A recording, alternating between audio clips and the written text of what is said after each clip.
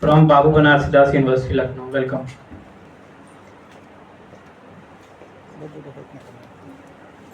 I request all the presenters to kindly stick with the timings of 5 minutes.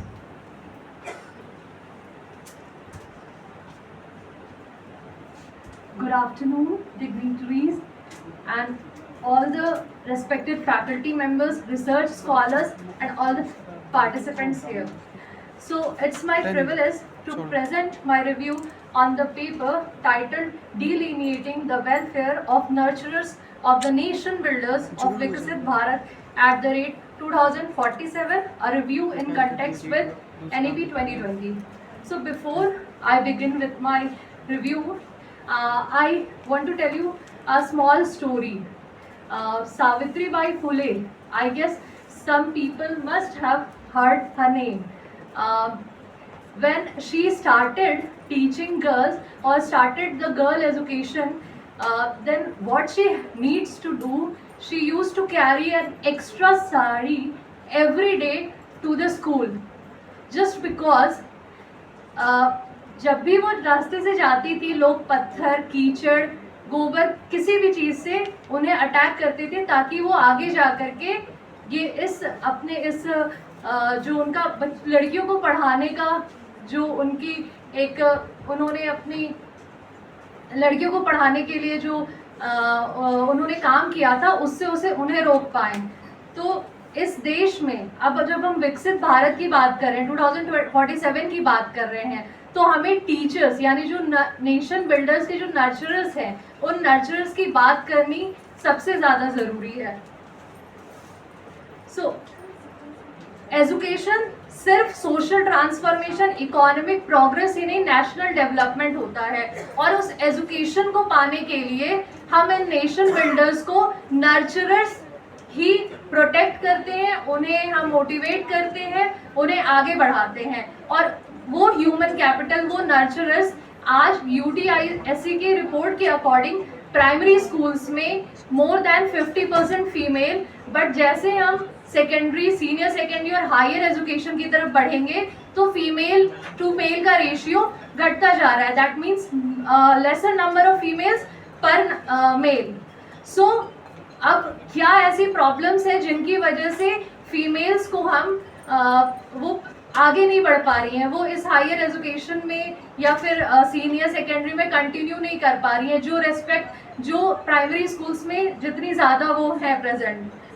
अगर हम बात करें female teachers की, फीमेल नर्चरर्स की, तो उन्हें प्रोफेशनल ग्रोथ, जो कि अगर उनके एक पूरी वेलफेयर की बात करें तो प्रोफेशनल ग्रोथ के साथ साथ उन्हें emotional resilience, psychological wellbeing, physical health, supportive relationship और सेंस ऑफ पर्पस, इन सारी चीज़ों की ज़रूरत पड़ती है। और ज़्यादा ज़रूरत क्यों पड़ती है, क्योंकि बहुत सारे लोग अग्री नहीं कर रहे होंगे कि मेल और फीमेल में डिफरेंस क्या आता है। तो फीमेल की अगर आप फिजिकली, साइकोलॉजिकली, आप इमोशनली देखें, सोसाइटी के अकॉर्डिंग देखें, तो फीमेल को ज़्यादा स्ट्रेस होता है। फीमेल एक केयर गिवर है, घर पे भी फीमेल केयर टेकर हो जाती है, स्कूल में भी, बिकॉज एक सर्टेन एज के बाद बच्चों को उन्हें इमोशनल अवेलेबिलिटी फील कराने के लिए वो फीमेल टीचर्स ही सबसे ज़्यादा फीमेल टीचर्स के पास ही सबसे ज़्यादा झुकाव रखते हैं। सो उन्हें वहाँ भी एक माँ का रोल प्ले करना होता है, घर में भी वो केयर गिवर होती है। अगर हम फीमेल टीचर्स के वेलफेयर की बात करें तो दो मेजर थियोरेटिकल कॉन्सेप्ट में दो मॉडल्स हैं, PERMA model and JDR। That means PERMA model जिसमें positive emotions, engagement, relationship, meaning and accomplishment की बात होती है। यानी परमा मॉडल हमें बताता है कि टीचर्स किस तरह से फ्लरिश कर सकती हैं, किस तरह से हम उन्हें positive emotion at work place, अगर उनके इमोशंस उन्होंने जो अचीव किया है उस पर उन्हें प्रेज करना, साथ में कलीग का सपोर्ट, दूसरे कलीग के साथ जो रिलेशनशिप है, जो उनका लाइफ का पर्पस है, वो किस तरह से पा रही हैं, इन सब को लेकर के उनके वेलफेयर को हम उसको हम इन्वॉल्व कर सकते हैं। जॉब डिमांड रिसोर्स मॉडल है जो कहता है कि अगर डिमांड है, जो डिमांड है, जैसे स्टूडेंट्स को मेंटली सपोर्ट करना, उन्हें स्टूडेंट्स को पढ़ाना, उनके टीचर्स और पेरेंट्स का काउंसलिंग करना, ये सारी चीज़ों के साथ अगर रिसोर्सेज उतने अवेलेबल नहीं हो या रिसोर्सेज अवेलेबल करा दिए जाए तो टीचर्स का बर्नआउट कम हो जाता है। Together, these theories show that teacher well-being depends not only on personal resilience but also on institutional support.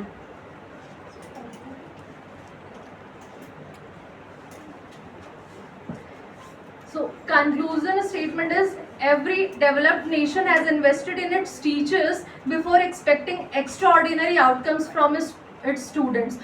तो विकसित भारत बाय 2047 में जो अलाइंड होगी NEP 2020 से, जब CPD और बाकी सबकी इमोशनल अवेयरनेस की बात की जा रही है तो फीमेल टीचर्स के लिए भी कुछ प्रोविजंस होने चाहिए जो कि NEP 2020 और विकसित भारत 2047 में जाकर के हम सारी फीमेल्स को सपोर्ट कर पाए ताकि एक अच्छा एनवायरनमेंट और हमारा वेलफेयर सही तरीके से हो पाए। Thank you.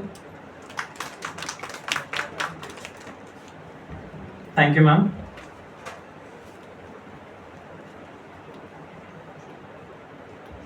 Our next presenter is Anshu Kumar Rai. Title of the paper is निपुण भारत मिशन और विकसित भारत 2047 एक विश्लेषणात्मक अध्ययन from Uday Pratap college MG Kashi Vidyapith university Varanasi. Welcome.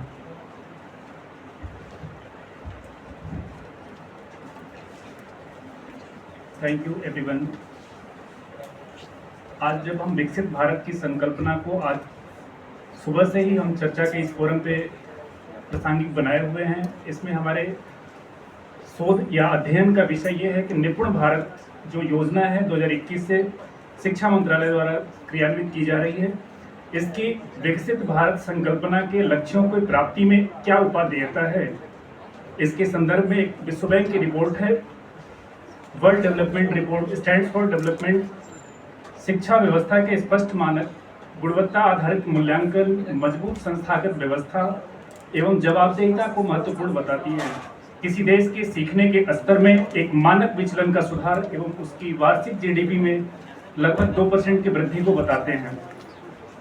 मूल अवधारणा यह शुरू होती है वहां से जब UN की 2015 की एजेंडा 2030 में शुरुआत होती है, जहां निर्धारित सतत विकास लक्ष्य संख्या 4 में एक समावेशी, समान एवं गुणवत्तापूर्ण शिक्षा के आजीवन सीखने के अवसर को सुनिश्चित कराए जाने की व्यवस्था की जाती है। साथ ही भारत को स्वतंत्रता की 100वीं वर्षगांठ तक समृद्ध, आत्मनिर्भर, तकनीकी रूप से उन्नत, सामाजिक रूप से समावेशी बनाने की संकल्पना विकसित भारत में प्रस्तुत है। यही SDG 4 और विकसित भारत 2047 एक दूसरे के पूरक के रूप में कार्य कर रहे हैं। निपुण भारत मिशन द्वारा क्रियान्वित की जा रही एक महत्वपूर्ण अवधारणा बुनियादी भाषा की सक्षमता एवं संख्यात्मकता इन प्रोफिशिएंसी को प्राप्त करने के लिए क्रियान्वित की जा रही है, जो कि इस लक्ष्य को प्राप्त करने के लिए मानव पूंजी की गुणवत्ता को सुनिश्चित करेगी। सरल शब्दों में कहें तो जो बच्चे आज 2047 में नागरिक के रूप में कार्य होंगे, जो हमारे 25 से 30 वर्ष के युवा उस दौरान तक होंगे, यही वह कार्यबल होंगे जो अर्थव्यवस्था को नियंत्रित करेंगे। निपुण भारत मिशन की अद्वितीय एक व्यवस्था है पंच स्तरीय प्रशासनिक ढांचा, राष्ट्रीय स्तर पर, राज्य स्तर पर, जिला स्तर पर एवं ब्लॉक स्तर पर यह कार्य मिशन मोड में प्रशासनिक जवाबदेहिता को सुनिश्चित करता है। NEP में बच्चों को समझ विकसित करने, सीखने पर बल देने तथा समझ के साथ पढ़ने की बात कही जाती है, जिसमें NEP बच्चों को खेल आधारित शिक्षा, जिसमें कि खेलकूद गतिविधियां एवं खोज आधारित प्रासंगिकताएं TLMs का यूज करके शिक्षण को प्रभावी बनाए जाने पर बल दिया गया है। वहीं बच्चों के सीखने के स्तर को ट्रैकिंग के लिए, कंटिन्यूअसली ट्रैकिंग के लिए असेसमेंट की बात कही गई है, जिसमें निपुण प्लस ऐप द्वारा बच्चों की ट्रैकिंग की जा रही है। साथ ही मीनिंगफुल असेसमेंट की बात कही गई है NEP में, जिसको निपुण भारत मिशन के तहत कहा जा रहा है कि परीक्षा के डर को खत्म करते हुए क्विज, खेल आधारित ज्ञानवर्धक खेलों के माध्यम से और उनके बच्चों के मूल्यांकन पहेलियों द्वारा किया जाए, ताकि उनके अंदर से जो परीक्षा का फोबिया है, डर है, उससे निकल सके बच्चे। इसके साथ ही हमने उत्तर प्रदेश के क्रियान्वयन में एक मॉडल को देखा, जिसमें हमने यह पाया कि प्रत्येक विद्यालयों को टीचर संदर्शिका वहां पे उपलब्ध कराई गई है, जहां पे उनकी साप्ताहिक कार्य योजना है और जिस दक्षता को जिस तिथि को प्राप्त कर लेते हैं उस तिथि को अंकित कर दिया जाता है वहां पर। दूसरा, लर्निंग गैप को पाटने के लिए 12 सप्ताह का विद्या प्रवेश कार्यक्रम संचालित किया जा रहा है, जिसकी मॉनिटरिंग लखनऊ द्वारा सेंटर से की जा रही है। राज्य ने मेंटरशिप मूल्यांकन के लिए निपुण लक्ष्य ऐप प्लस विकसित किया है। साथ ही रीड अलोंग ऐप का विकसित किया गया है, जिसके माध्यम से एआई इंटीग्रेटेड बोलो ऐप द्वारा गूगल एआई इंटीग्रेटेड टूल्स के माध्यम से बच्चों के पढ़ने की जो फ्लुएंसी को चेक किया जाता है। साथ ही सामुदायिक जुड़ाव के लिए गार्जियंस की उसमें डायरेक्ट पार्टिसिपेशन हो पाए, इसके लिए निपुण सम्मान समारोह आयोजित किए जा रहे हैं विद्यालय स्तर पे। साथ ही मैंने एक वाराणसी के एक केस स्टडी को भी मेंशन किया हुआ था इसमें, जिसमें कि शिक्षकों ने कबाड़ से जुगाड़ योजना को क्रियान्वित करते हुए स्थानीय स्तर पर उपलब्ध पत्थरों, बीजों तथा स्थानीय उपलब्ध संसाधनों को उसके साथ इंटीग्रेट करते हुए उसके जो दक्षताएं हैं 6 महीने के भीतर प्राप्त करने का एक अवसर सेवापुरी में प्राप्त किया, जिसको नीति आयोग ने अपने डैशबोर्ड पे भी फ्लैश किया हुआ है।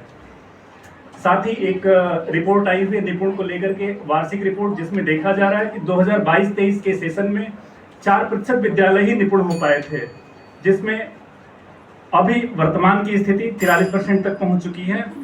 अब नीतिगत सिफारिशें क्या हो सकती हैं, इसके लिए एसएमसी और उसके लिए टीएलएम के फंड की व्यवस्था की जानी चाहिए।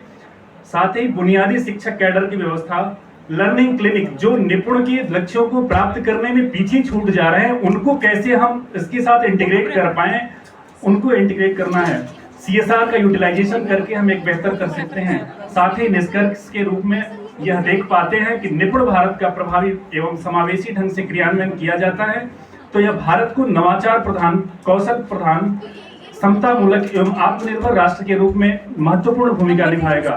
यह मिशन संयुक्त राष्ट्र के सतत विकास लक्ष्य 4 के अनुरूप गुणवत्तापूर्ण एवं समावेशी शिक्षा को बढ़ावा देते हुए विकसित भारत 2047 के प्रश्न को साकार करने की दिशा में एक सशक्त आधारशिला सिद्ध होगा। अंत में आप सभी के प्रश्न आमंत्रित है। Thank you. उसको पैसे किसने देंगे?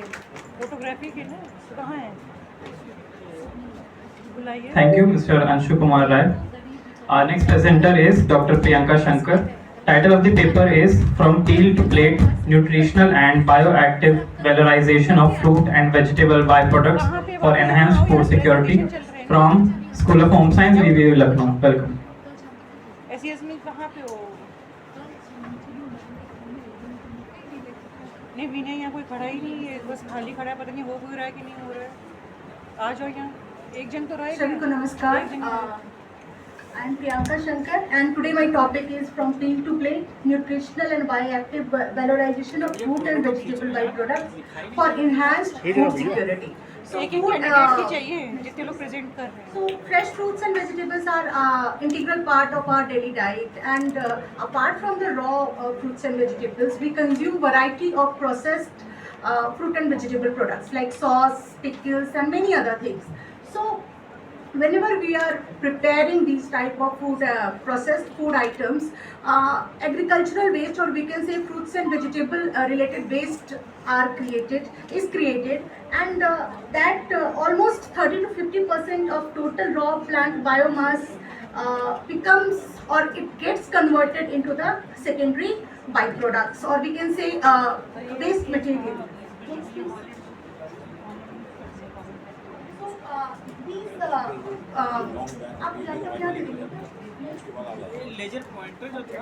So these common byproducts may be classified in the form of pomace and peels and rings, seeds and kernels, and pores, stems and railings. From different type of fruits and vegetables, we get different types of byproducts. Next, please. So generally, whenever we talk at industrial level, at commercial level, hundreds of tons of fruits and vegetable peels and other byproducts are generated annually. And next. So, these fruits and vegetables may pose serious global issues, and the amount is a very huge amount. Almost 45% of all cultivated fruits and vegetables across the globe are lost, and the byproduct fraction is 10 to 35%, and it poses an economic toll on our national economy. In India, if we see, almost 354.74 million tons of vegetables and fruits are lost annually, and almost 5.6 million tons of concentrated industrial byproducts are created due to the processing of fruits and vegetables. Next. So these global fruit and vegetable waste crisis, it creates problems, like it creates economic problems, it creates ecological issues, and also humanitarian issues. Next, please. So what are the causes? Three main causes are there. Agricultural and post-harvest losses are there, due to which there is a loss. Cosmetic standards are there. Cosmetic standards means in developed countries, major retail chains reject millions of tons of perfectly nutritious fruits and vegetables due to because they don't meet the arbitrary aesthetic standard guidelines. And consumer behavior also, due to lack of knowledge, lack of meal planning, confusion regarding best before dates, we also cause losses for fruits and vegetables. These fruits and vegetables byproducts causes greenhouse gas emission, water scarcity, and land use degradation. Next. So not only this, they also may pose health-related issues, and like bad odors, toxic fumes, landfill pollution. These are all these may also be caused due to this type of fruits and vegetable waste. So what is the solution? Solutions are like infrastructure investment, like improving the solar powered cold storage hubs, and upcycling and biorefineries, and policy and education. Apart from this, we can also modify these agricultural waste into a source of bioactive components, vitamins, minerals, fibers, and prebiotics.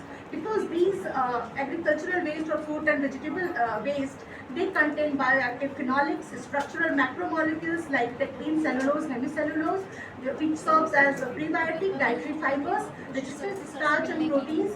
So these are also these may be a source of these active biomolecules, and these active biomolecules may be incorporated in further functional foods for betterment of the human life. Thank you.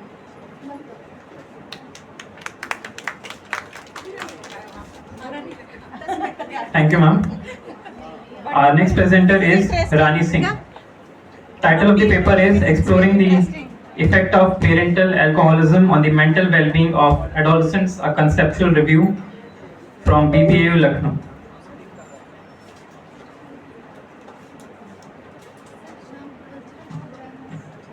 Good evening to all of you. My research topic is parental alcoholism and mental well-being among adolescents, a conceptual review. So, Beta, turn on the slide.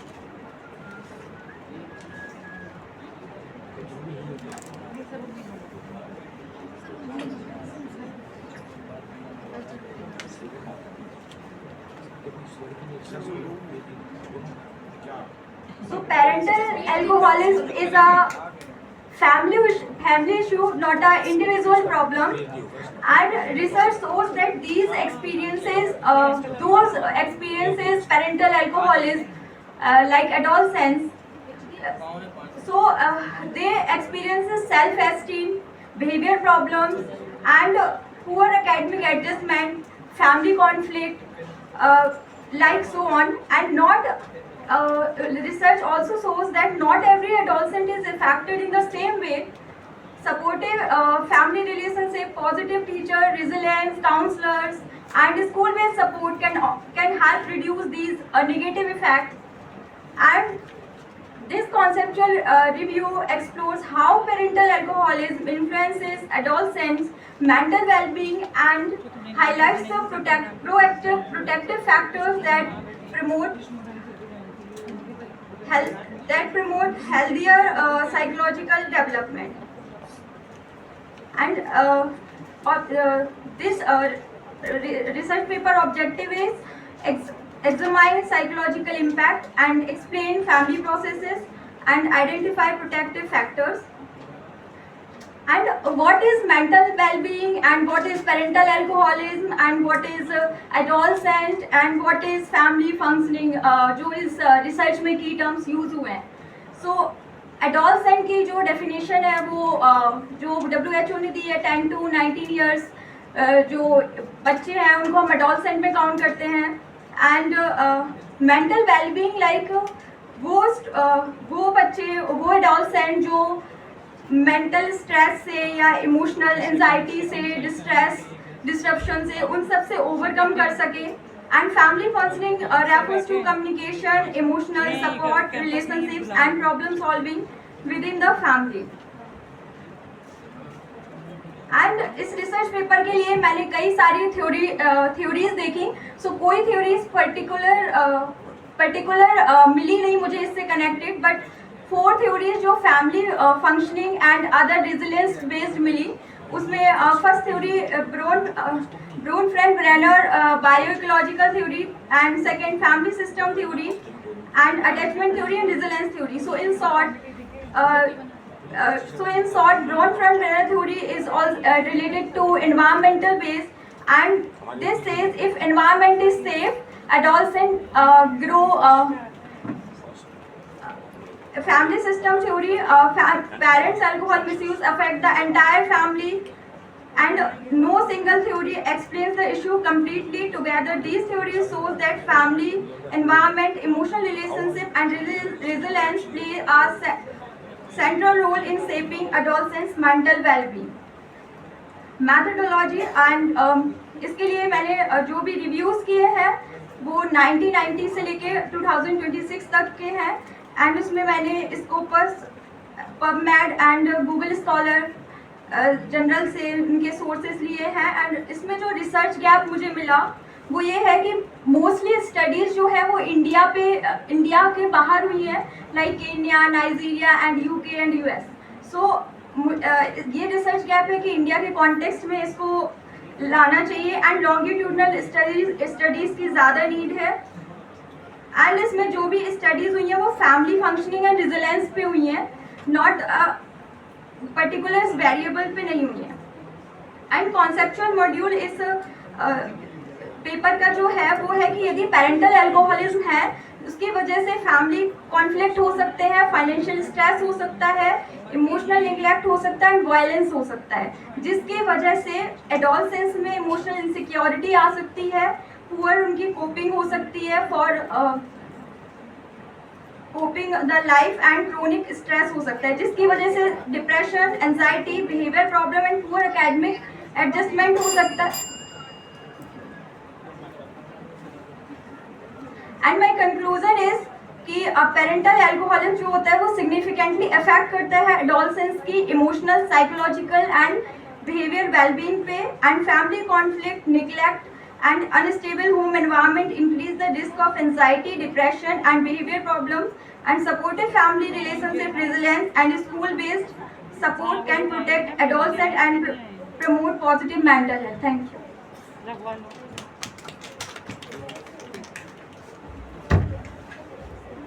Thank you, Ms. Rani Singh. किस department? What is your department? Department of Education. Our next presenter is Surbhi Srivastava.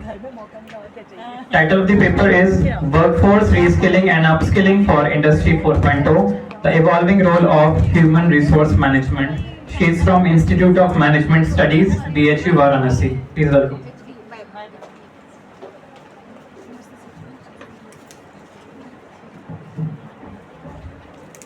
Very good afternoon to everyone present over here.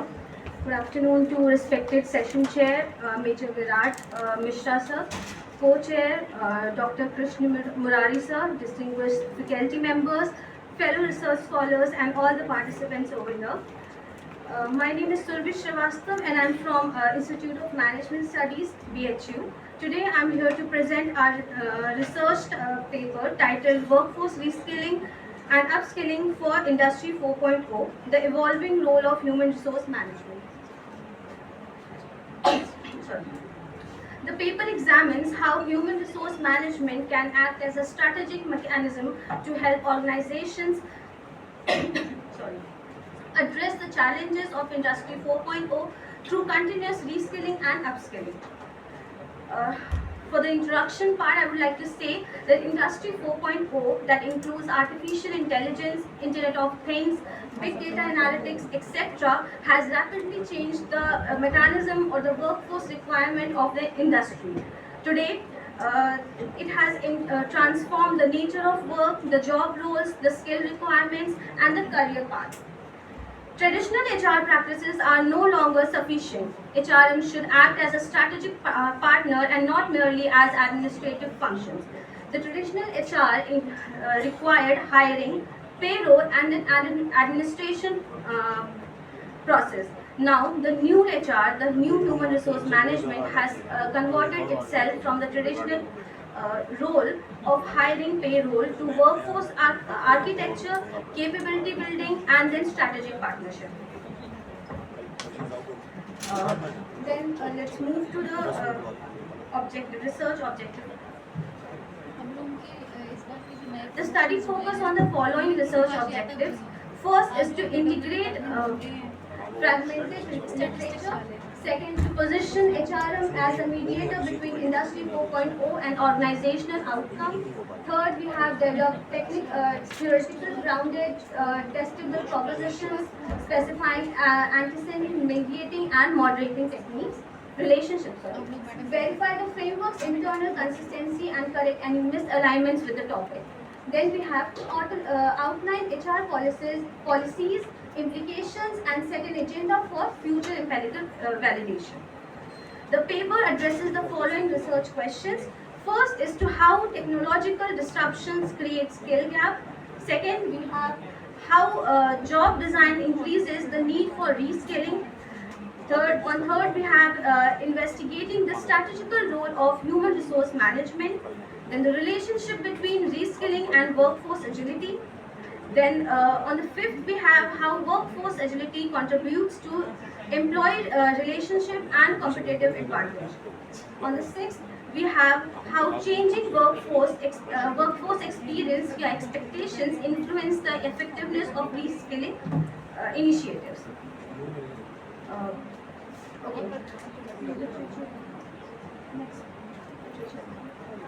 Moving on to the literature review section of the paper, we have examined the technological drivers of Industry 4.0, how they create new workforce requirements. The literature review covers 8 major themes. The first being technological drivers of Industry 4.0. Second, emerging skill gap. Third, we have job and roles restructuring, reskilling and upskilling as a continuous capability, human resource management, strategic repositioning, talent management in digital transformation, evolving workforce expectations, workforce agility, and competitive advantage. So, the technological drivers of Industry 4.0 have altered the basic structure of the workforce environment. They have created new requirements for the workforce, new skills, which has led to reskilling and upskilling. The increase or the ever-changing increase and the ever-changing role of the workforce had created. So let's move to the conclusion part. The paper let's conclude it. The paper closes the gap between 4 fragmented literature by tracing one exploratory chain from Industry 4.0 disruption through HRM-led reskilling to workforce agility, retention, and competitive advantage. Investments in reskilling must be paired with strengthened HR strategic capacities and active expectations, management to realize sustained performance gain. The conceptual model needs cross-section, multi-level, and longitudinal testing, and current evidence is geographically and sectorally constructed. Thank you so much. Abhijit sir, please follow. Thank you. देखा मैंने अंजनी झा का नाम है समझते Do we have Bhumika Bhadoria available here? Stay कहाँ Dr. Mohini Gautam, Dr. Pallavi Thakkar, Abhijeet sir का school है कोई ना पल्लवी को नहीं आई शायद ना, उसकी तबीयत खराब होगी ना। नेक्स्ट बच्चों any other participant from technical session left for the presentation? They can raise their hand.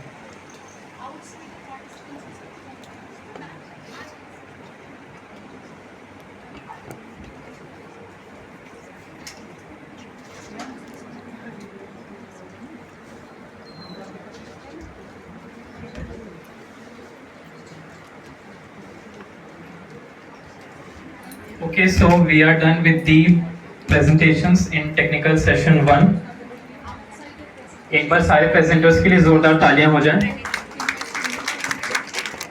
I request our session chair Major Virat Shukla sir and session co-chair Dr. Krishna Rai sir to kindly join us on the dais.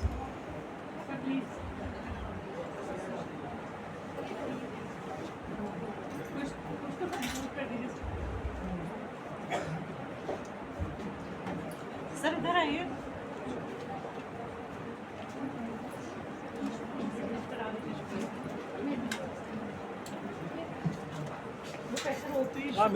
Sir से मिले।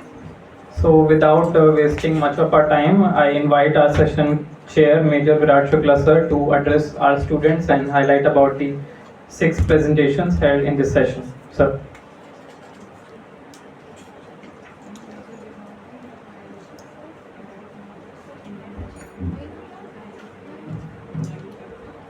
Distinguished professors of Ambedkar Central University, co-chair Dr. Krishna Murari Sahab, esteemed presenters, scholars and delegates.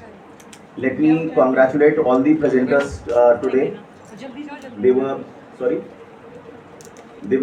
They were really nice, good presentations.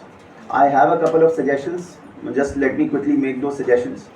See, if you have a 5-minute period to present your view, present your research, the point is to start immediately with the introduction part, come directly to the findings, whatever you've researched, and then maybe for the last minute you just conclude, so that you are not left without conclusion at the end. You're not left wanting, right? So that is one simple solution which will hold you in good stead if you present it that way, because generally these conferences have a very short period which they make available to you to present your views. So please do not lengthen your presentation into such a manner that at the end you don't have time to give out the conclusion part. So that is something which is of great importance. Secondly, the language or the language of communication should be something in which you are comfortable. If you are comfortable in English, it is fine. If you are not, Hindi mein baat kariye, there is no problem. Whatever language you are comfortable with, speak in that language. That makes your presentation more incisive. It gives a more presentable look to the audience. So that is another point. Apart from this, as we conclude this engaging session, it's been my privilege to chair this session, and I wish to begin by thanking the organizing committee, ma'am, the professor, everybody over here, and I would also like to thank the entire staff of the university who have got down to the basics. They've seen to it that the management of the entire 2-day session it goes through very smoothly. The first day has all credit to ma'am and your support staff and all the students over here. It's been wonderful, ma'am. Really grateful. And yes, ma'am, really grateful, and it was really nice. The second session where I was not invited and then VC sir asked me to present my views, it was also something which happened off the cuff, but it was really nice, and I hope that people from this place, the professors and the students, visit IIT so that I can help them out with the innovation part, the incubation part. Yes, ma'am. And Nav Sankalpana, it would be a pleasure to be a part of it and help all those people who are there to innovate and incubate with the help of IIT and with the help of BBAU. So this is all from my side. Thank you. All the best to all the presenters. You presented really well. Just be precise, because these conferences have a limitation of time. So just remember that, and God bless. Thank you. Jai. Thank you so much, sir. I invite session co-chair Dr. Krish Murari sir to please share his insightful thoughts.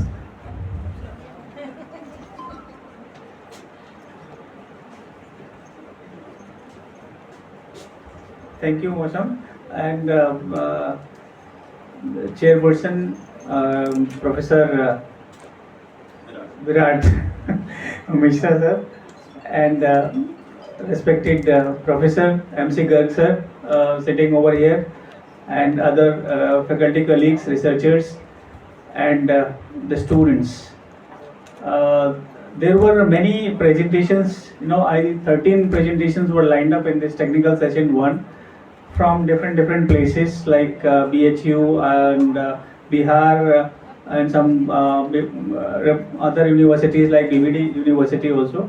But I think 6 or 7 presentations were done today, and all those presentations, they were relevant and contemporary to the theme, which was NEP 2020, that how to make and how to contribute towards developing India 2047 as Viksit Bharat. So the researches which are going on, the critical suggestions have already been given by Professor Virat, and I must say that you all made wonderful effort. All of you, all the research scholars, they should learn that how things are going forward in order to make India as a developed nation by 2047 through the inputs of NEP and from various multiple disciplines, be it agriculture, be it education, be it pharmaceutical or any other, education also, any especially education. So from all the fields, like, we have much to contribute, and in the way you are coming up with the research papers and presentations, it shows that we are in the right direction to make India as developed nation by 2047. So I won't take much time. I congratulate the team, Professor Taruna and colleagues, Dr. Lata Bajpai, Anil Yadav, Dr. Anil Yadav, those who are sitting in the team, organizing team, volunteers, and the students.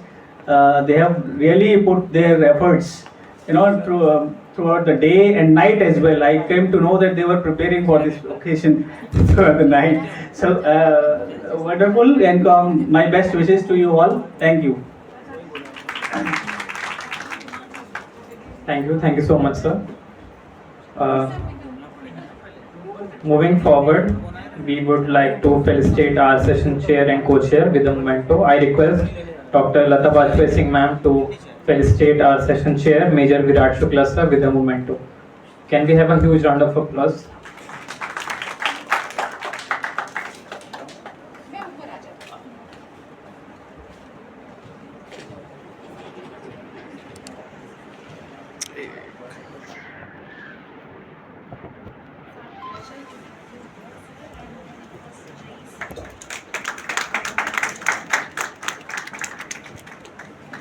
I request ma'am to felicitate our session co-chair, Dr. Krish Murari sir, with a moment.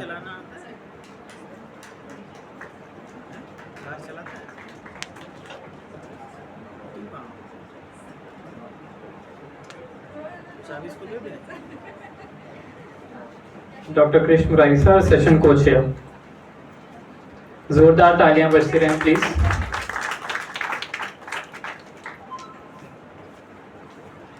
So we once again thank our session chair and co-chair for sparing their valuable time for judging our technical session 1. Once again, thank you.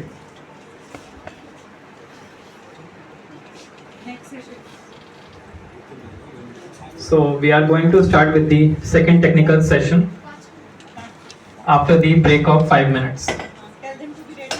The presenters of technical session 2 are requested. I request session chair Professor MC Garg sir to please share his presence on the dais. Please welcome our session chair on the dais. कृपया जोरदार तालियां बजती रहें. Our session co-chair Professor Subhash Kumar Yadav sir. I request her to please grace the occasion on the dais.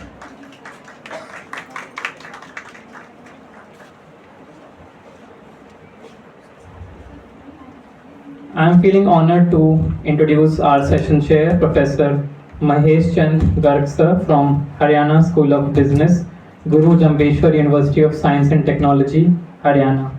A veteran academician with over 3 decades of rich teaching, research, and administrative experience. Sir is a highly respected figure in the fields of accounting, corporate governance, financial reporting, and capital market operations. Throughout his illustrious career, Sir has successfully guided numerous PhD scholars, authored widely and acclaimed textbooks, published over 60 high-impact research papers in leading national and international journals. His expertise has also led him to direct several major research projects sponsored by national bodies like University Grants Commission. Known for his deep scholarly insights and commitment to academic excellence, his presence here today brings immense value to our proceedings. We heartily welcome to this technical session, sir. I extend a warm welcome to session co-chair, Professor Subhash Kumar Yadav, sir, Department of Statistics, School of Physical and Decision Science, Babasaheb Bhimrao Ambedkar University, Lucknow, a distinguished researcher and academician with nearly head Department of Statistics also.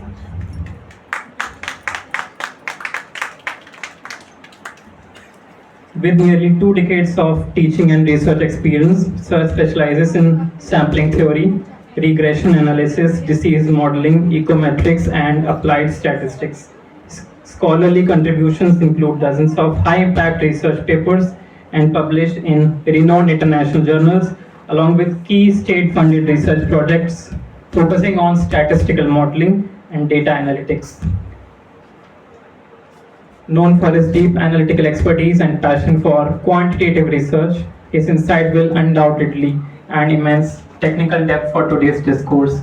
We heartily welcome you, sir, for today's technical session, for being the co-chair.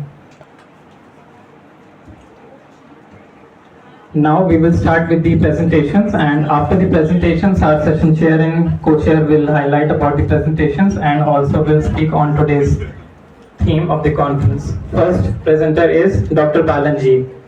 Title of the paper is National Education Policy and Cooperative Federalism in India, a Step Towards Viksit Bharat, from PPAU Lucknow. Welcome.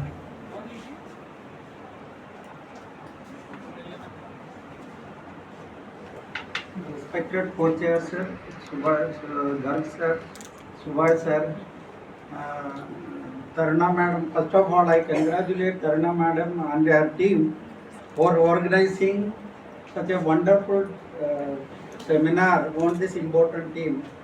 Thank you so much. And respected teachers, Bhajpai ma'am, Murari sir, Dr. Yadav sir, they have always been helpful and encouraging for doing various academic activities along with my busy schedule with office work.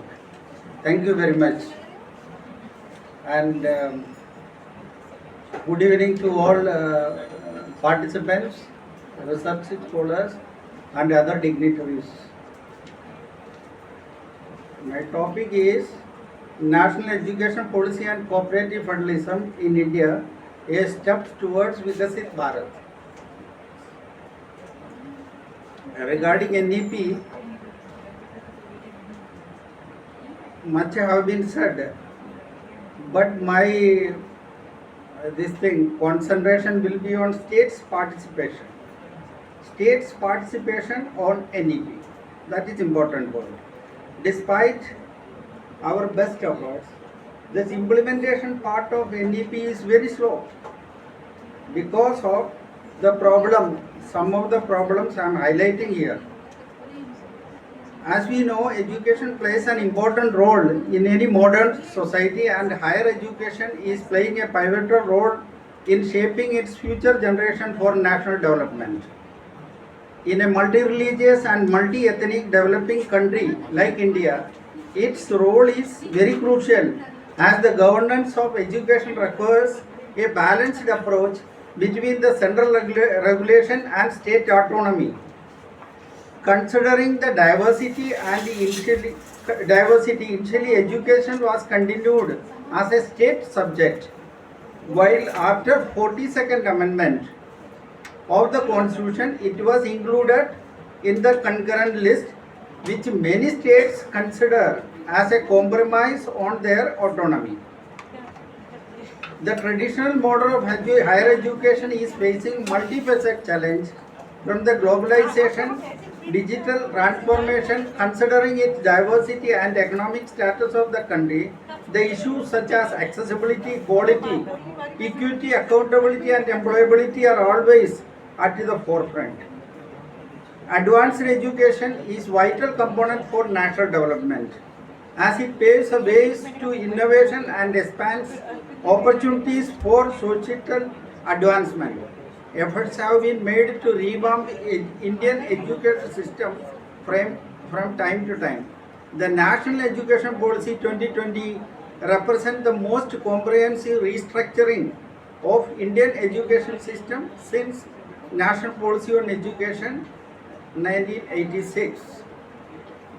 There are very fundamental changes made in the NEP in our education system, like formalizing the preschool education. This is very important part. Formalizing the preschool education from the age 3 to 6. Earlier it was not at all formalized. People following some nursery school, Padasala, this and that in their own way. But now it has been formalized, and that elementary educations have been made in mother tongue. That is another point. So this policy highlights, provides quality education, student oriented flexibility, MEME, multiple exit and multiple entry, ABC academic bank of credit, holistic development, promotion of skill based education, ICT based education, digitalized education learning, ECCE, early child care and education. These are the very reformative step and very future oriented, making us a developed in education, making India as a hub of global hub of knowledge. Federal, we have a federal system concept where power is divided. Cooperative federalism, this ideology reflects an ideology of stable relationship between center and state government. It guides all the governing bodies to come forward and cooperate to resolve common social, political, economic and civic problems. This paper highlights the importance of cooperative federalism, equitable finance and democratic engagement in effective implementation of NEP to achieve the target of Vikasit Bharat. Objective to examine structural and institutional reforms proposed under NEP in the context of central state education governance, to analyze implications of NEP for Indian federalism and central state relations, particularly regarding curricular control, budget allocation and regulatory authority. Evaluate political and curricular dimensions of language policy contained in NEP 22 to explore the ideological implications, curriculum reform and integration of Indian cooperative federal system.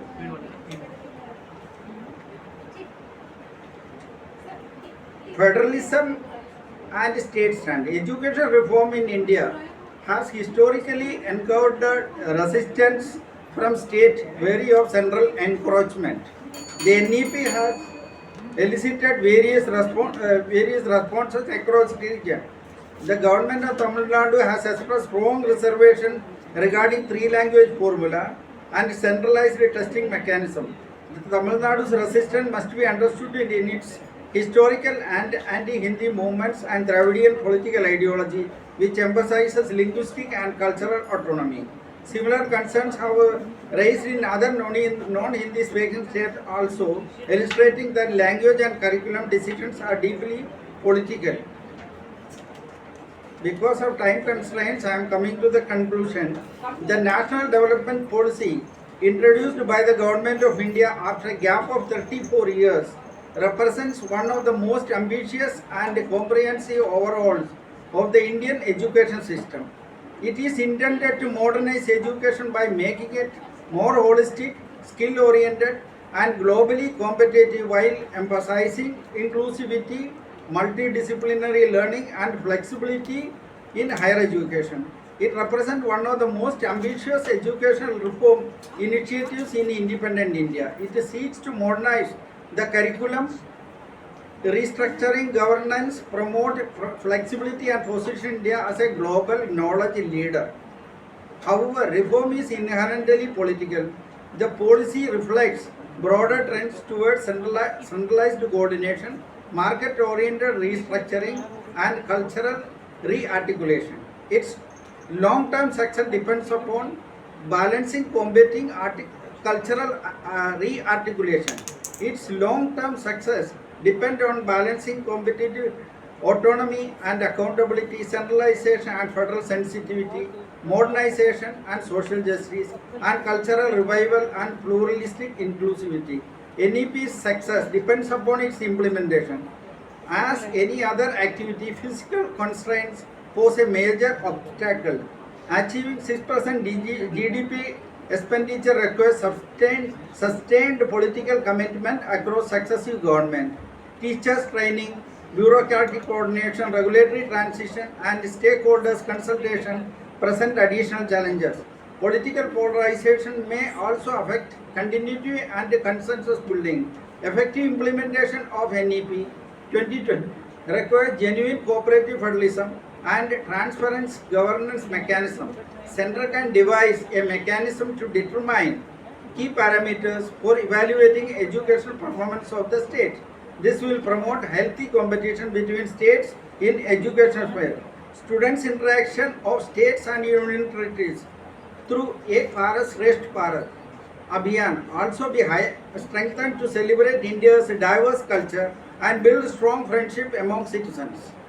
Education reform in India is not merely technocratic, it is a democratic negotiation shaped by political contestation and ideological debate in the Indian cooperative federal system.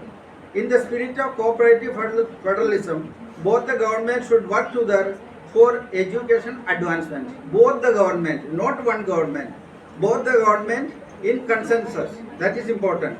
Policy recommendation, an effective central-state dispute resolution mechanism consisting of central government and state governments, consistently like Niti Aayog and Interstate Council, should be evolved for creating consensus between center and states in implementation of the NEP throughout India, irrespective of any party affiliation, to achieve the target of Vikasit Bharat. Thank you. Thank you, sir. Our next presenter is Arzu Madiha. Title of the paper is From Policy to Practice, Strategic HRM as a Catalyst for NEP 2020 Implementation in Indian Higher Education. From IMS BHU, Varanasi. Please stick to the timings. A very warm and pleasant evening to one and all present over here. My name is Arzu Madiha. I am a research scholar pursuing my PhD under the supervision of Professor Abhijit Singh at Institute of Management Studies, Banaras Hindu University. I am standing before you all to present my paper titled From Policy to Practice, Strategic HRM as a Catalyst for NEP 2020 Implementation in Indian Higher Education. Before I begin, I would like to express my sincere gratitude to the organizers of this seminar for providing this wonderful opportunity and platform to share our research work in front of all the scholars. Now, I would like to begin my presentation with an overview of our research. The National Education Policy 2020 is one of the most significant reforms in India's higher education landscape. It introduces interdisciplinary, student-centered learning frameworks designed to realize the Viksit Bharat at the rate 2047 vision. However, the successful implementation of these ambitious reforms depend critically on the human capital within higher education institutions. Faculty, administrators, and staff serve as the primary agents of policy execution at institutional levels. Our study has a quantitative cross-sectional survey methodology to empirically examine a reconceptualized HRM framework anchored in the AMO theoretical perspective. We gathered data from around 125 academicians and administrators across 10 Indian institutes. Analyzing the data through multiple linear regression in SPSS, we examined 5 key HRM dimensions: workforce strategizing, competency-oriented hiring, evaluation, online professional growth, organization culture, evolution, and technology-enabled HR operators. Our empirical evidence confirms that sophisticated HRM approaches substantially contribute to effective NEP 2020 implementation reform. The finding yields practical suggestions for education policymakers, university administrators, and HR professionals, highlighting that human capital investment remains indispensable for unlocking NEP 2020's transformative capacity and advancing India's trajectory toward global knowledge leadership. Now, moving to introduction and research context. Let me set the context of our research. Education serves as the principal mechanism for developing human capacities and building fair, inclusive communities. It is the foundation upon which nations build their future. NEP 2020 marks a historic departure from previous frameworks.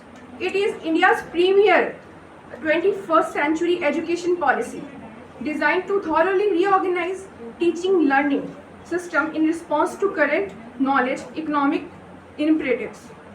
The policy is anchored in 5 fundamental tenets. First, universal access, institutional accountability. Third, financial sustainability, social equity, and the last, pedagogical quality. However, as the saying goes, the best laid plans of mice and men often go awry. The 5-year post-implementation period reveals that advancement has been sporadic and inconsistent across multiple domains. Now, moving to our next slide, that is barriers and current status.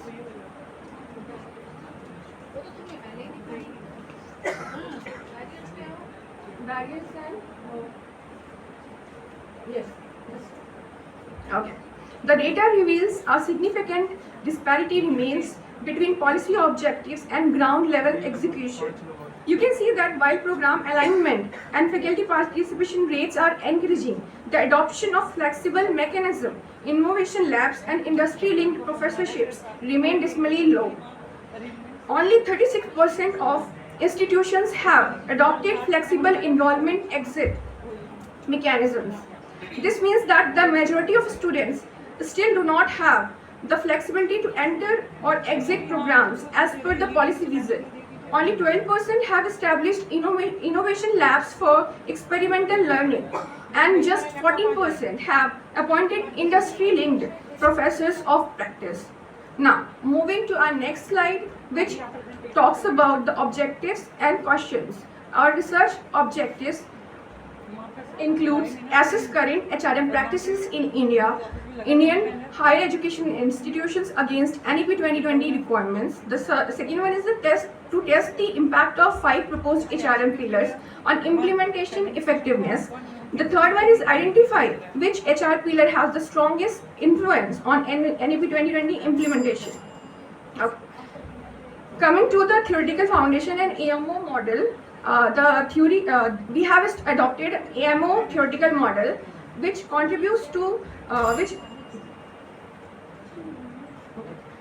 based on this theoretical framework, we have suggested 5 HRM pillars, which includes strategic workforce planning. The second one is competency-based recruitment. Third one is continuous professional development, cultural transformation, and technology-enabled HR system. Moving to our research design and methodology part, as I have already mentioned that we have adopted a quantitative cross-sectional survey design, and which we have conducted a comprehensive literature review to identify key variables. The 5-point Likert scale has been used in this study. The data collection was done from 10 institutes, including 125 academicians and administrators. Now, the scales we have taken into consideration was the demographic factors and the other 5 pillars. Moving to our reliability analysis. All constructs surpass the conventional acceptability threshold of 0.70, demonstrating satisfactory reliability. The overall questionnaire of 32 items demonstrated excellent reliability within alpha, Cronbach alpha value of 0.964. Continue. Okay. Without wasting much time, I would like to conclude my presentation. Let me now conclude our presentation with framework validation that our reconceptualized HRM framework based on EMO3 is highly effective, explaining 67.7%.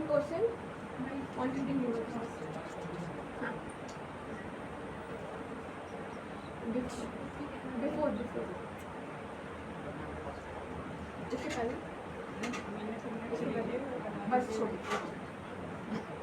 The key agents were technology-enabled HR system, faculty development, and cultural transformation areas emerged as the most essential elements. Policy success depends on the professionalized HR functions, which must move from administrative to strategic roles to drive meaningful change. The study emphasizes that human capital is the key to India's journey towards Viksit Bharat 2047. In conclusion, NEP 2020 is a visionary policy, but vision without execution is merely hallucination. The successful implementation of NEP 2020 requires a fundamental reimagination of HRM practices in Indian higher education system. Thank you so much.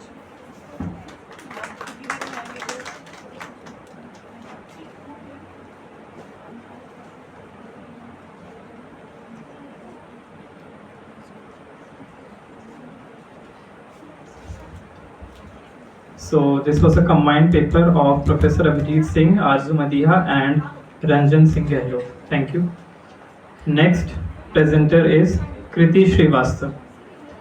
Title of the paper is Reimagining History Pedagogy for Gen Z in the Age of Social Media. She is from Ram Manohar Lohia, National Law University, Lucknow. Please welcome her.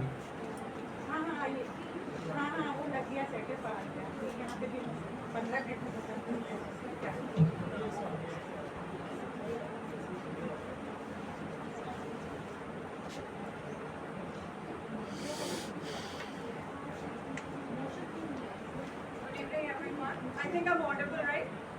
Is there an issue? Should I speak on the mic?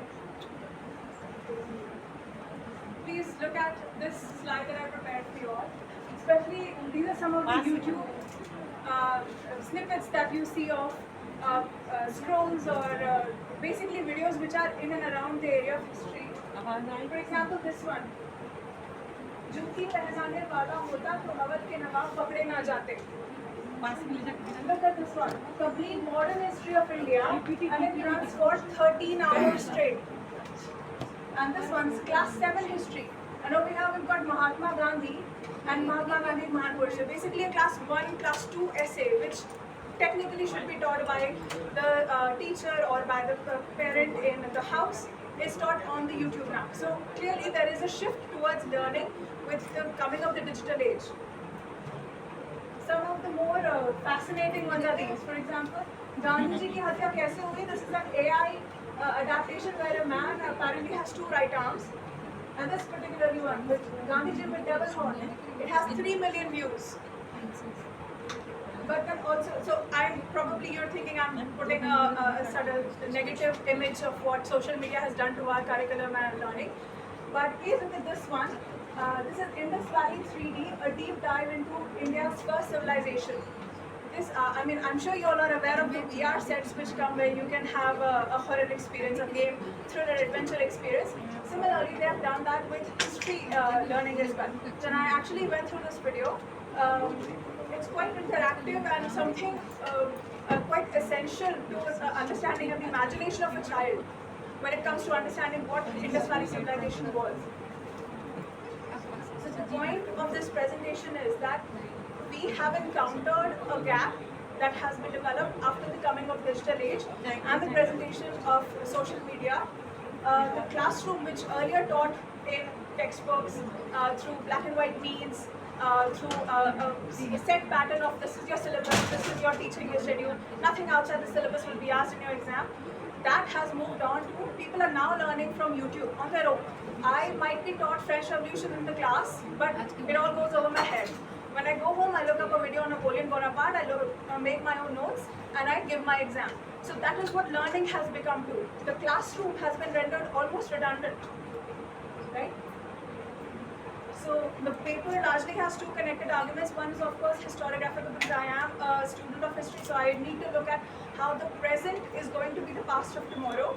So future historians, when they're going to read our present age, they're going to see for example, the Gen Z protests which is past, the amount of reels on Instagram, they're all going to be primary evidence at some point if somebody needs to write a narrative around it. But the other argument is pedagogical. How do we incorporate, as teachers, how do we incorporate this in our teaching?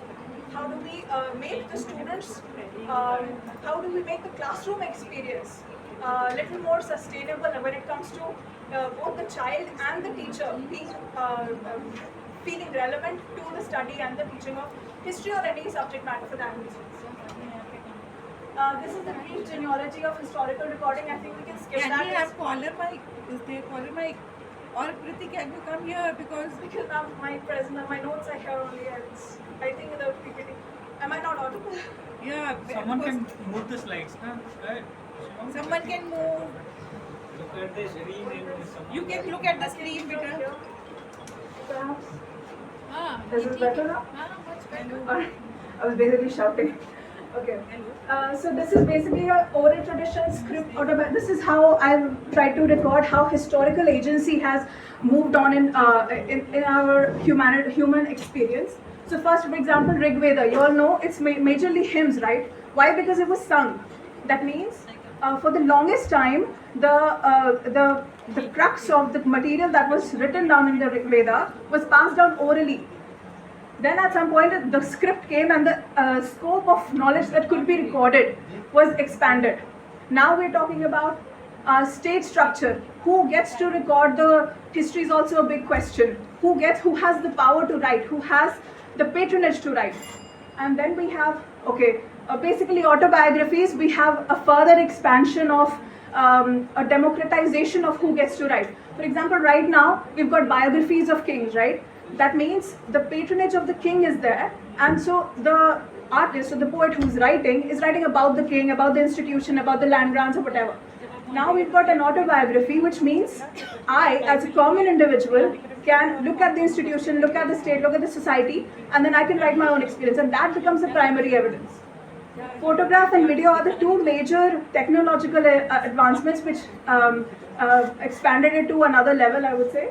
And social media is the extreme most iteration of that. So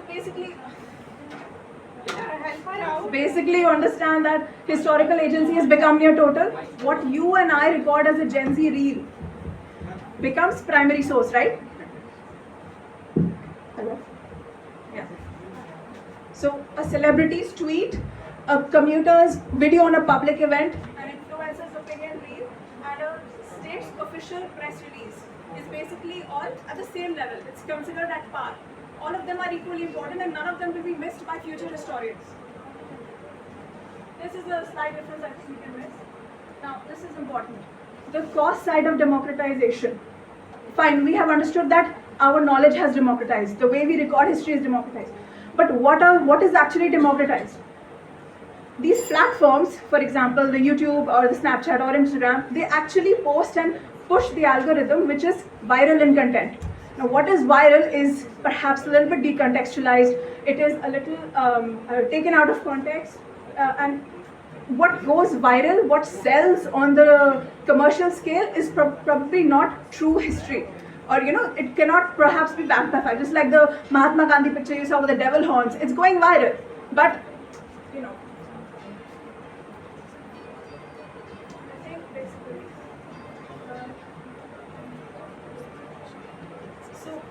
what we basically need to do is, among our children, among our pedagogy, we need to create a skill set of how to read and learn and write history as well.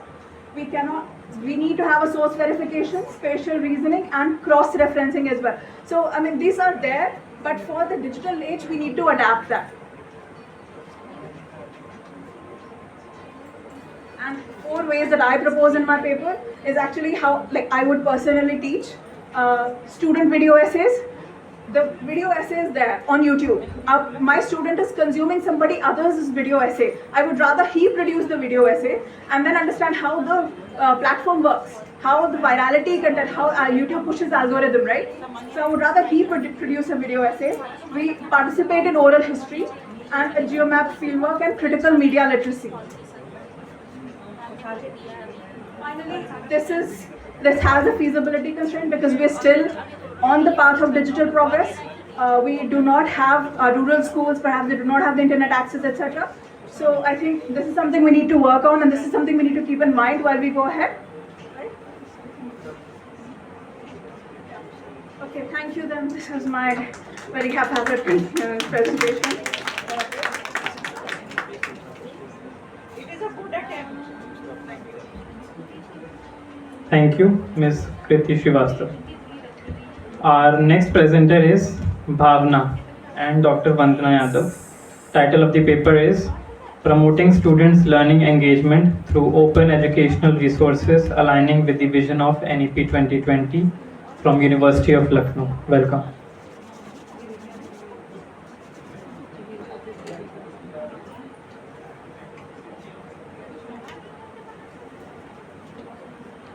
Good evening everyone. My name is Bhavna and I am a scholar from University of Lucknow, and today I am going to present on the topic Promoting Students' Learning Engagement Through Open Education Resources Aligning with the Vision of NEP 2020.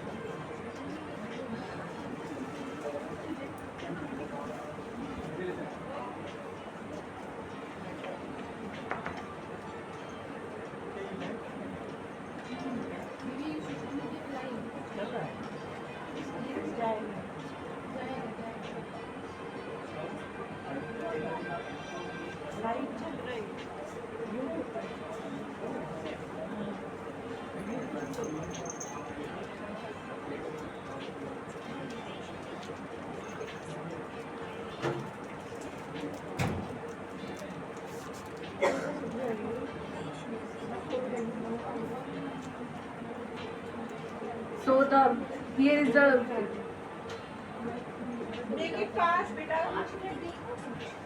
मेरे study के objectives यहाँ 4 बनाए गए हैं.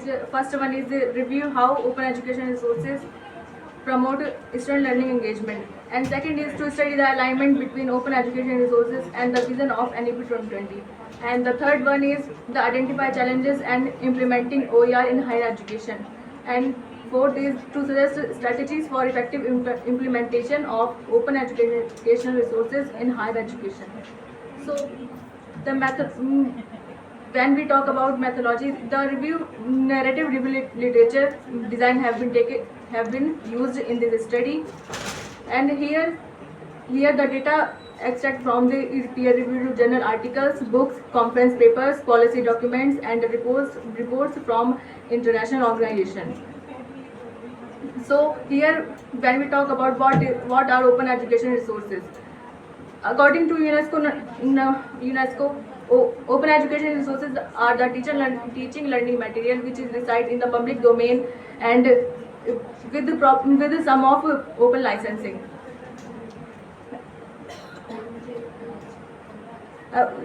When we talk about student learning engagement, so student learning engagement refers to the quality of student active involvement in learning process, emphasizing here are the majorly four dimensions of the learning engagement. First is behavioral, second cognitive, emotional, and social and collaborative. So when we conclude the results, so here we can say that OER which जो students OER use करते हैं, which comparatively or better outcome and report higher satisfaction. And here that in 2023 a meta-analysis study has conducted which shows the positive effect on achievement and engagement when paired with the learner-centered design. So after the review of the paper, we have the concluded alignment with NEP 2020. तो NEP 2020 की major objectives हैं learner centre pedagogy establish करना, technology integration in the institution and flexible curricular to provide the students multidisciplinary and multilingual education and lifelong learning, equitable access to the content. So here we can see that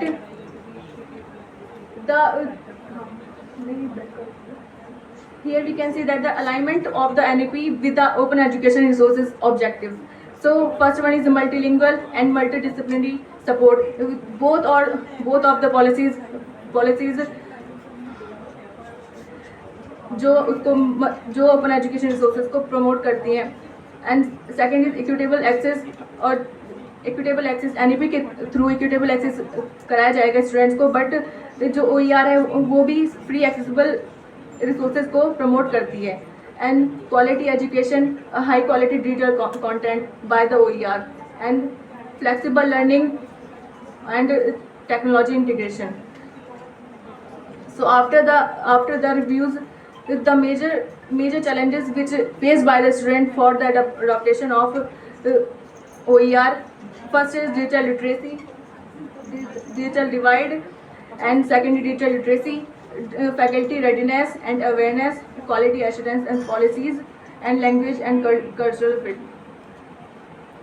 And next, the strategy have suggested after the reviews of the studies. First is institution OER policies. Institution should incorporate OER policies in their curriculum. And second is the digital infrastructure. Institutions should provide the digital infrastructure to the students. And third is faculty capacity building, pedagogy and assessment. And the next is multilingual adaptation, quality assurance, national platform integration, continuous evaluation. And in the conclusion and future direction, we can say that the potential of OER can be enhanced by the equitable access to the students of the content, and there is a precondition to incorporate OER effectively. And here is the research gap which can be considered for the further researches, that in the India we should conduct more studies on this topic, concluded the dimensions of the learning engagement. And thank you.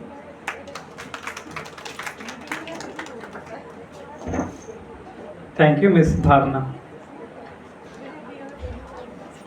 Next presenter, Deepa Singh, Vikas Kumar and Dr. Julie Sonkar. Title of the paper is Teacher Readiness for Competency-Based Education under NEP 2020, Challenges and Future Directions, from University of Lucknow. Welcome.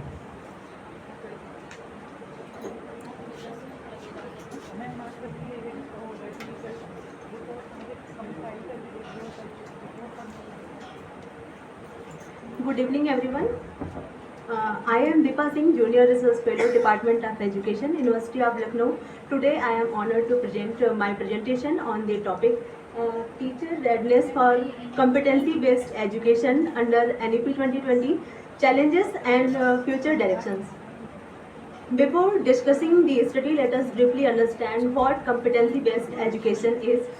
Basically, competency-based education is an outcome-oriented approach where students progress after demonstrating mastering, not based on score gain. They are measured based on skills, attitude, knowledge, applications they have learned during the instructional time. Unlike traditional education, which often emphasizes memorization and examination orientation, where they are majorly focused on the scores, here a major shift from score gain to skill gaining. Its major characteristics, as you can show in the slide. Now I will talk about the rationale and background of the study. UNESCO's document Reimagining Our Future Together 2021 highlights global shift from content-based to competency-based education. NEP 2020 and NCFSE 2023 also highlights the competency-based education as a need of the hour.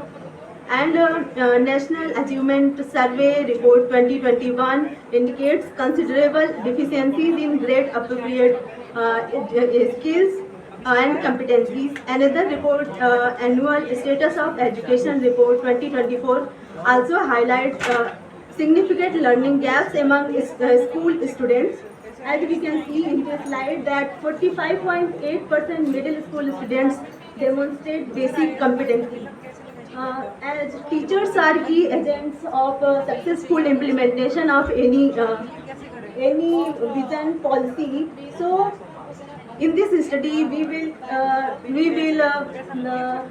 check the teacher readiness for the implementation of competency-based education in middle schools.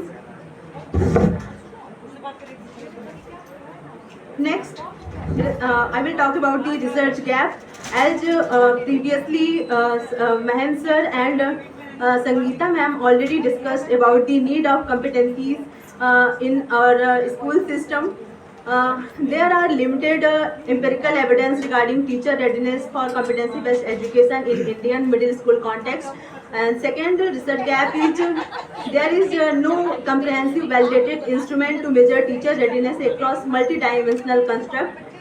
Previous study mainly focused on curriculum reforms or assessment practices while overlooking institutional support and teacher preparedness as an integrated system. To address these gaps, this study aims to develop a validated teacher readiness scale while simultaneously examining teacher readiness implementation challenges and future support measures. Next, for this study, I prepare four major objectives. First one is to develop and validate teacher readiness for competency-based education scale. Second, to assess teacher readiness across 6 dimensions, as you can see in the slide. Third one is to identify challenges teachers experience while implementing competency-based education, and finally to explore teacher perception regarding future measures required for successful implementation under NEP 2020. Next, on the basis of research objectives, these research questions are made. Next, I will discuss about the methodology. This whole research work is conducted in 4 phases, as you can see in the figure. First one is exploration. In this step, I study literature reviews, different literature reviews, and identify dimensions of readiness. In second phase, skill development, the process of skill tool development is done. Third is data collection, and fourth is analysis. For this study, I adopted quantitative survey approach and sampling, purposive cum convenient sampling used. Next, I want to discuss about the findings. Yes, ma'am. Findings of teacher readiness.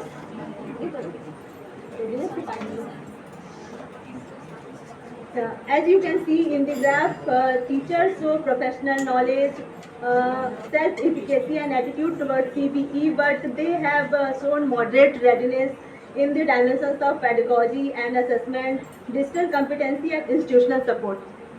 Next are major challenges This study identified several significant challenges, like the most frequent reported challenges was addressing diverse learning needs, followed by assessing higher order competencies. Teachers who highlighted limited digital resources, examination-oriented parental expectation, administrative workload, inadequate training, large classroom size, and pressure to complete the syllabus. These findings suggest that competency-based education is influenced not only by the teacher capability, but also by broader institutional and systematic conditions.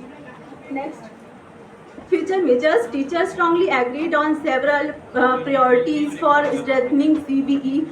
The highest priority was providing adequate teaching learning resources. This was followed by improved digital infrastructure, clear competency-based assessment guidelines, regular professional development, or stronger collaboration among stakeholders and dedicated collaboration, planning time and practical teaching, training, and greater curriculum flexibility. At the end, I will conclude my whole research work by the key takeaway.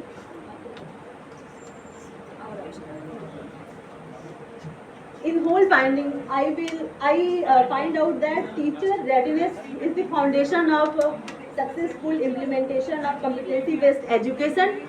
They are mentally prepared to adopt these changes, but they lack in the institutional support, continuous professional development programs, and for successful implementation of any program, there is the need of institutional support and institutional support. Thank you so much for listening to me. Thank you, Ms. Deepa Singh, Vikas Kumar, and Dr. Julie Sonkar. So this was the last presentation for today's technical session. The leftover presenters are requested to kindly present their papers tomorrow in the technical session 3 or 4, as we have another program lined up and we are running out of time. So this was the last paper for today's session. I request the leftover students to present in tomorrow's technical session. Sorry for the inconvenience. I request our session chair and co-chair to please grace us on the dais. Professor MC Garg sir and Professor Subhash Kumar Yadav sir.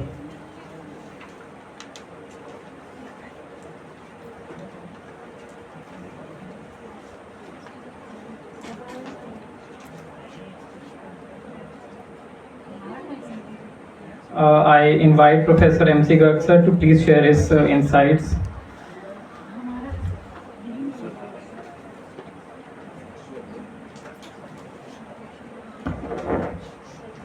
Good evening to one and all present here. First of all, I am thankful to Madam Taruna and Dr. Lata for giving me an opportunity to be here. And thanks for the Mosam for saying very nice words about me. I don't know whether they are correct or not. And I am also highly thankful to Professor Taruna for one more thing, that she has given me an opportunity late in the day. As a university teacher, I am very honest in my saying that I never take my class after lunch. I am fond of sleeping. And today, when you were taking the lunch in the guest house, I was sleeping. So my personal feeling is that after lunch, whatsoever you say, everybody is like me, feeling sleepy, and after that there is a clap.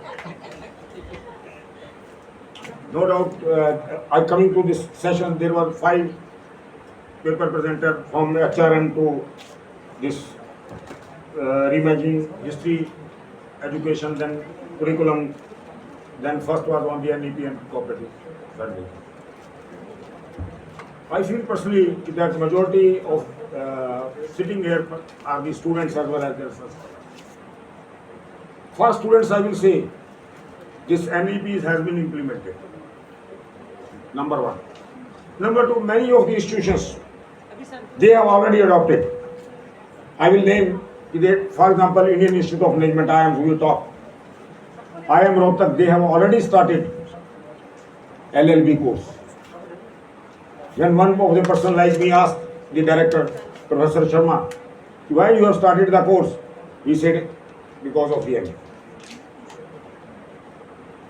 And when we come to the what are the future challenges, this, I feel personally, we are already aligned to this.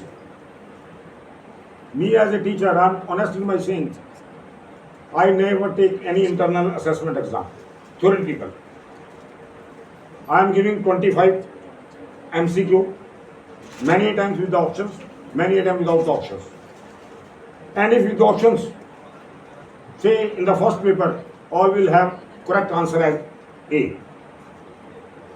In the second, it may be A, B, C, D, or it may be C, or it may be D.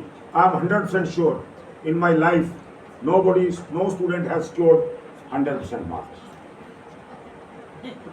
Number two, just now one girl was talking about promoting student education through open learning. Whenever I am taking the class at the end, after 3-4 class, I am giving one open question to the students of a particular problem. And I request them to Google it, and tomorrow we will have the answer. Till date, no student could give me the answer through open learning resources. I don't say the open learning resources are very good for us. But Google Baba जितना झूठ बोलता है, उसका भी हम अंदाजा नहीं लगा सकते. And whenever I say to my students, which book you are referring to, their pat answer is, sir knows. किसके हैं? सीनियर्स के हैं. कौन से सीनियर के हैं? ये पता नहीं, उन्होंने भी सीनियर से ही है. And one girl, she has presented the paper on strategic HRM. Friends, believe me, now you are ready for the job market. Job market does not see whether you are passed out through the traditional education or through the NEP education. I have my personal experiences.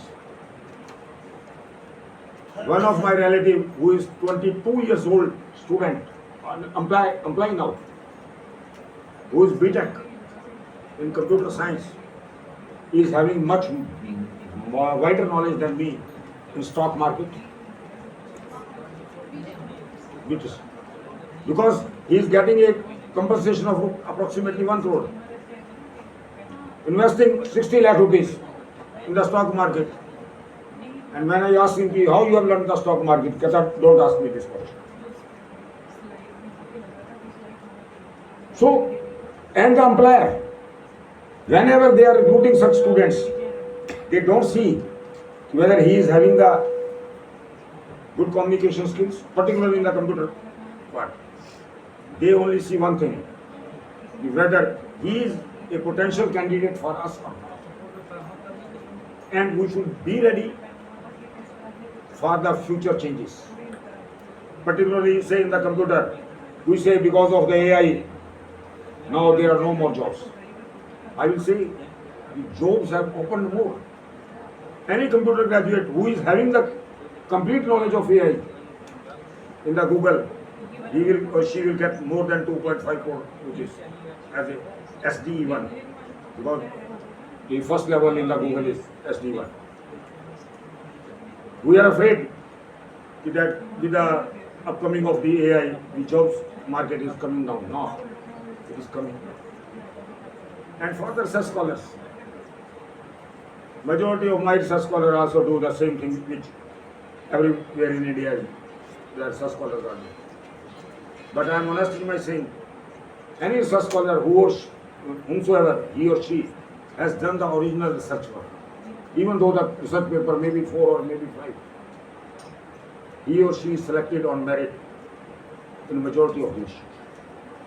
Don't try to imitate, I don't say copy, because copy तो पकड़ी जाएगी, आपके शायद plagiarism वो होगा, software turn it in. अब students know much better than me कि how we can overrule the turn it in. अगर किसी को ना पता हो तो मेरे से बात नहीं पूछिए. But don't tell your respective guys. So we should be ready for the job market with a complete subject knowledge. Many a times what happens, the candidate for the teaching position is coming and saying that my specialization is finance. We start asking the medium level question. Ultimately, a person like me comes to the first question, that what are the objectives of financial management, and he or she gives 4 objectives. I say this is the last question.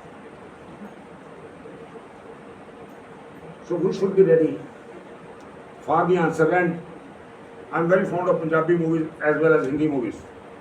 For the students, I think majority of you must have watched 3 Idiots. और अगर नहीं देखी हो तो देख लेना, और अगर देखी हो तो एक बार और देखना. It is a good learning experience for the students. You have to be very smart in the class. So Taruna ji, thank you very much for giving me an opportunity in the evening. Thank you. Thank you, Professor MC Garg sir from Guru Jambheshwar University, Haryana. I request session co-chair Professor Subhash Kumar Yadav sir to please share his insights. First of all, I would like to thank Taruna ma'am, Lata madam and the whole Management Studies Department for giving me opportunity to co-chair the session. And we have seen that 5 presenters were there, and the diversity was also seen here. 1 from BBAU and 2-3 from Lucknow University and 1 from IMS BHU. So it was good to see the diversity under the roof. But I would say one thing, that many of the papers and the presenters were giving emphasis on the open learning, or say content from the internet. So everything on the internet is not correct actually. So we should go to the actual reference. बहुत बार हम लोग पूछते हैं कहाँ से आया, कहीं Google से ले लिया है. Google is not authentic source. Even Wikipedia is not an authentic source of information. जो क्लासरूम टीचिंग है उसका रिप्लेसमेंट नहीं हो सकता कोई. आप फिजिक्स के प्रैक्टिकल देख लेंगे, तार नहीं जोड़ पाएंगे, पसीना फेंक देंगे. अगर ऑनलाइन आप सोचते हैं कि हम स्विच जोड़ देंगे, प्रैक्टिकली अगर आप नहीं करेंगे, you are not able to even join the switches. So practical learning और बहुत सारा, जैसे being student of statistics, data collection कैसे किया है, कौन सी सैम्पलिंग टेक्निक लगाई है, whether sample size was correctly done और नॉट. क्योंकि जो सैम्पल साइज हम लोग लेते हैं, it's a minimum sample required for the statistical test to be valid.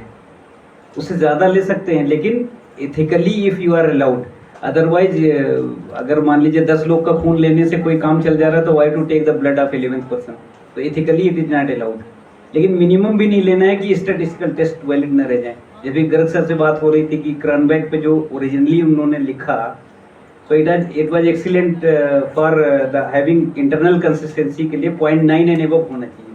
लेकिन लोगों ने रीस्केलिंग कर दी. 0.6 से जो है 7 तक जाएगा, सेटिस्फैक्ट्री हो गया. 0.7 से 8 तक जाएगा, गुड हो गया, excellent. But go for the excellent. तो वैसे ही फिर कंक्लूजन निकल के आता है. तो रिसर्च स्कॉलर में हमारा कहने का मतलब ये है कि आप रिसर्च करिए, लेकिन बिल्कुल ओरिजिनल जो जिसने कंसेप्ट दिया था, कम से कम वहाँ पे जरूर जाइए, वो पेपर ज़रूर पढ़िए कि जिसने दिया था. अब ये नहीं कि वो तो आदम ज़माने का हो गया, बहुत पुराना है, तो हमें नहीं पढ़ना है. बट कंसेप्ट तो जानना चाहिए ना हमको. We should know the concept, how it was developed and what was the thinking of that person who has given the concept. Otherwise बहुत ज़्यादा पड़ा हुआ है इंटरनेट पे, जो है आप देख लीजिए, बहुत ज़्यादा गलत आपको मिलेगा. बहुत सारे पेपर, एक एग्जाम्पल बता रहे हैं, जस्ट एन एग्जाम्पल. और बहुत सारे सॉफ्टवेयर हैं statistical, people are going through it, they are getting the analysis from that and they are quoting in their research paper and it is getting published.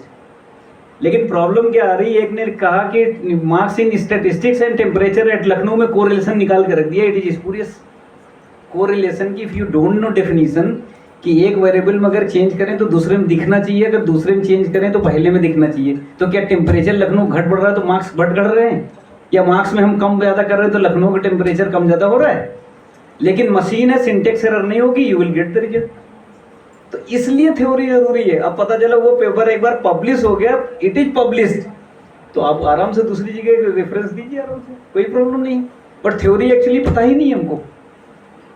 तो हमारा सारे रिसर्च वाले से एक गुजारिश है, रिक्वेस्ट है कि टेक्स्ट को बहुत अच्छी तरीके से पढ़ें और ऑथेंटिक सोर्स से लेके ही कोट करें।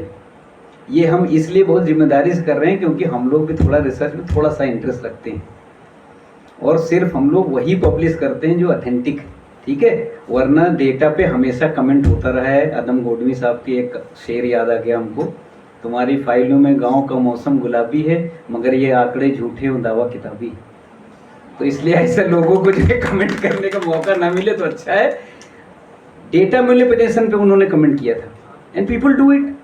हम जानते हैं बहुत लोग हम लोगों से कहते हैं आके कि जो है यार ऐसा रिजल्ट है तो हाइपोथेसिस रिजेक्ट हो गई या एक्सेप्ट हो गई तो इसको रिजेक्ट होना चाहिए था। तो आप इसमें क्या कर सकते हैं? कुछ नहीं कर सकते। If you have power to elaborate it, if you have power to interpret it, तो आप उसको इंटरप्रेट करिए ना। हमारी वाइफ ने भी फिजिक्स में पीएचडी कर रखा है, उसका एक रिजल्ट आ रहा था सब निगेटिव आ रहा था उस पैरामीटर की वैल्यू, लखनऊ यूनिवर्सिटी से किया था। उसके लैब में जितने लोगों ने कर रखा था सब पॉजिटिव आया था। उसने कहा तुम गलत किए हो, 3 times सी डिड इट। और कई दिन लगे एक एक्सपेरिमेंट में, कम से कम 1 दिन पूरा या 2 दिन लगते थे कई मशीन पे जाके करना। उसने लिक्विड क्रिस्टल पीसी पे एलईडी पे काम किया उसने। हमने कहा कि डू यू हैव एक्सप्लेनेशन? उसने कहा हाँ, लिख दिया। 2 इम्पैक्ट उस समय पेपर छपा था उस निगेटिव वैल्यू के साथ 2 इम्पैक्ट फैक्टर पे वो पेपर छपा था क्योंकि उसने एक्सप्लेन किया। तो अगर ये कोई चला आ रहा है इसका मतलब ये नहीं होता है कि किसी ने कह दिया था यूरिया ह्यूमन बीइंग या क्रिएचर्स बनाते हैं, उसी के चेले ने बना के रख दिया लैब में, समझ रहे ना। तो ये कोई चीज चली आ रही है, ये आपको मानना नहीं है। What is your intuition, what the theory is saying, उनको मिक्स करिए और डू सम एक्सपेरिमेंट्स। अगर कुछ अच्छा निकल के आ रहा तो करिए। Thanks for presenting all 5 papers and papers were good. लेकिन थोड़ा सा एक कमेंट इसलिए है क्योंकि थोड़ा सा जनजी जो है ना वो थोड़ा सा एनर्जी को बहुत अच्छी तरह से इस्तेमाल अगर करे तो दे हैव मोर एनर्जी, लेकिन उसको राइट डायरेक्शन में करना है। Otherwise plenty of sources, plenty of जो literature is on the website, लेकिन उसमें से सब गोबर है बहुत ज़्यादा, बता रहे हैं आपको, क्योंकि ऑथेंटिसिटी नहीं है। अभी हम अपने पेज पे, पर्सनल पेज पे लिख दे, लोग उसको कोट कर रहे हैं। ये हमारा पर्सनल विचार है, हमने अपने पेज पे लिख रखा है, लोगों ने उठा के उसको कोट कर दिया, रेफरेंस बना दिया। तो ऐसा नहीं होना है, ठीक है। तो ये गुजारिश है, ये ना करिए, बहुत अच्छा करिए, आगे बढ़िए। Thank you to all of you for listening me and hearing me. Thank you. Thank you so much, sir. Now I request Professor Taruna ma'am to felicitate our session chair and co-chair with a memento. Session chair Professor MC Garg sir from Guru Jambeshwar University, Hisar, Haryana. कृपया जोरदार तालियां बजती रहें। Professor Subhash Kumar Yadav sir, head department of statistics, BVAU Lucknow.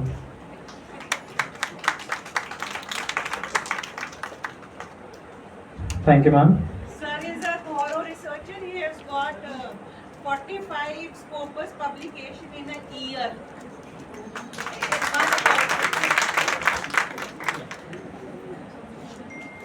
I once again thank our session chair and co-chair for sparing their valuable time for judging this technical session. Thank you so much.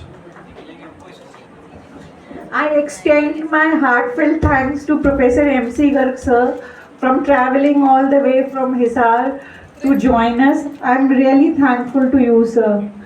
And I am thankful to Subhash sir also for sparing out his time from his busy schedule. And today only he joined as head of the department, and though with so much of engagement he was here. And I request all the participants to kindly move to the main auditorium of the university, that is Atal Bihari Auditorium, close to gate number 1 and opposite to the Ambedkar Bhavan. And those who don't have vehicle can wait. We can have the pick and drop facility as we are having the vehicle, so that we can all relish the cultural evening. Thank you all.